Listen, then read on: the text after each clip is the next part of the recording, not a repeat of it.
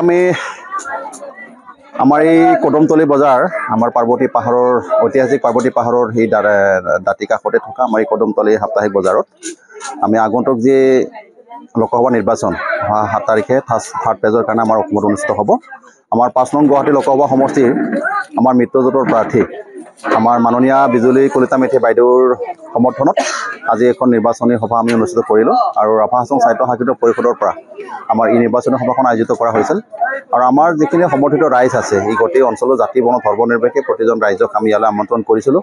প্ৰতিটো চুবাৰ পৰা বিশেষকৈ মোৰ সেই খলিহাকোট সমষ্টি বুলি আমাৰ পৰিষদৰ যি সমষ্টি যিটো আছে আমাৰ সেই খলিহাকোট পৰিষদৰ সমষ্টিৰ প্ৰত্যেকটো বুথৰ পৰা ইয়ালৈ আমি আমন্ত্ৰণ কৰিছিলোঁ আমাৰ কমিটিৰ মানুহবিলাকক। তেখেতসকলে আমাৰ 2-4জন শুভাকাংক্ষী ৰাইজ ইয়ালৈ আনি পেলাই আজি সমৰ্থন কৰিলে আৰু গোটেই কথাখিনি আমি সুন্দৰকৈ বিবেচনা কৰি পেলাই আমি ইতিমধ্যে যিহেতু আমাৰ এটা সিদ্ধান্ত হৈছিল আৰু সেই সিদ্ধান্ত কেনেকৈ ধৰণে কাৰ্যকৰী কৰা যায় যাতে ব্যাপক ৰূপত আমি আমাৰ খলিহাকোট পৰিষদৰ সমষ্টিটো আমি বিজুলী কলিতা মেধি বাইদেউক ভোট প্ৰদান কৰিব পাৰোঁ তাৰ কাৰণে আমি সংকল্প গ্ৰহণ কৰিলোঁ।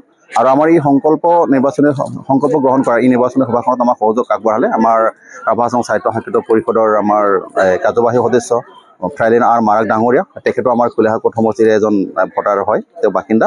আৰু লগতে আমাক সমৰ্থন কৰিবলৈ আহিলে আমাৰ পৰিমল ৰয় ডাঙৰীয়া, তেখেতে আমাৰ প্ৰাক্তন AP মেম্বাৰ তথা আমাৰ ৰাভা হাছং যৌথ মঞ্চৰ বকো বিধানসভা সমষ্টিৰ তেওঁ সভাপতি।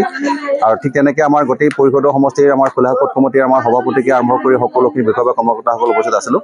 গোটেই আমাৰ সতীৰ্থ কৰ্মকৰ্তাসকলে একেলগে সুন্দৰকৈ গোটেইখিনি এটা সমবেত হৈ পেলাই কিছু সংখ্যক আমাৰ আইসকলক সচেতন ব্যক্তিসকলৰ লগত আমি এই নিৰ্বাচনী প্ৰচাৰ সভাখন অনুষ্ঠিত কৰিলোঁ আৰু ইয়াতে সংকল্প লৈছোঁ, সিদ্ধান্ত গ্ৰহণ কৰিছোঁ যাতে আমি সেই 7 তাৰিখৰ দিনাখনত ব্যাপক ৰূপত আমি ভোট প্ৰদান কৰিম। আৰু ৰাইজে ইতিমধ্যে যিহেতু গাঁৱে গাঁৱে আমাৰ সিদ্ধান্ত লৈ পেলাই আমাৰ অনুৰোধ ৰক্ষা কৰি ইতিমধ্যে ভোট প্ৰদান কৰিবৰ কাৰণে ৰেডি হৈ আছে। গতিকে ঠিক তেনেকুৱা এটা মুহূৰ্তত আমি আজিৰ সভাৰ জৰিয়তে তেখেতসকলক এটা মনোবল অৰ্পণ কৰিলোঁ আৰু আমি ব্যাপক ৰূপত নিশ্চিত ৰূপত 7 তাৰিখৰ দিনাখন আমি বিজুলী কলিতা মেধি বাইদেউক আমি আমাৰ ভোট প্ৰদান কৰিম আৰু তেখেতক জিকি যোৱাৰ কাৰণে আমাৰ ফালৰ পৰা এই অঞ্চলটোৰ পৰা আমাৰ পৰিষদৰ সমষ্টি খলিহাকোট সমষ্টিৰ পৰা আমি অৰিহণা যোগাম। জিন্দাবাদ জিন্দাবাদ জিন্দাবাদ জিন্দাবাদ জিন্দাবাদ জিন্দাবাদ জিন্দাবাদ জিন্দাবাদ জিন্দাবাদ জিন্দাবাদ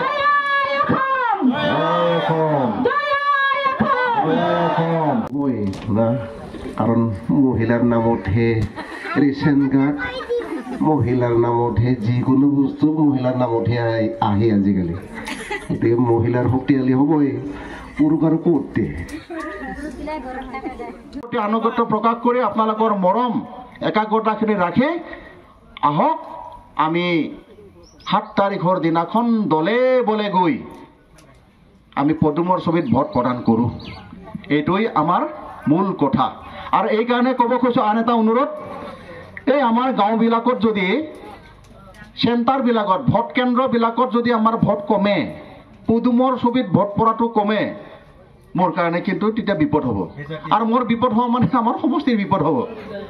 নগৰ মলৰ সমষ্টিটো ভোটেই দিয়া নাই ৰাইজে, কি হ'ল?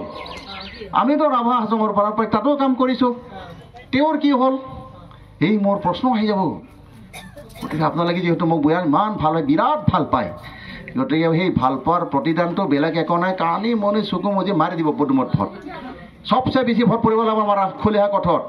কাৰণ মই সদায় এটা কথা কওঁ, খলিহাকোটৰ এজন সদস্য হিচাপে মই আপোনালোকক ক'তো লজ্জানত হ'ব পৰা কাম এতিয়ালৈকে কৰা নাই। মোৰ কৰ্মৰ জৰিয়তে যাতে খলিহাকোট সমষ্টিৰ ভোটাৰ ৰাইজ ৰাভা হাছঙত বা খলিহাকোটবাসী জাতি বৰ্ণ ধৰ্ম নিৰ্বিশেষে ৰাইজ ৰাভা হাছং সাহিত্য শাখিত পৰিষদত মুখ তুলি পেলাই মূৰ দাঙি বীৰ দৰ্পে থাকিব পাৰে, সদায় তাৰ প্ৰতি লক্ষ্য ৰাখি নিজৰ কাম কাজ একদম নিকাহকৈ কৰি গৈ আছোঁ, দক্ষতাৰে কৰি গৈ আছোঁ।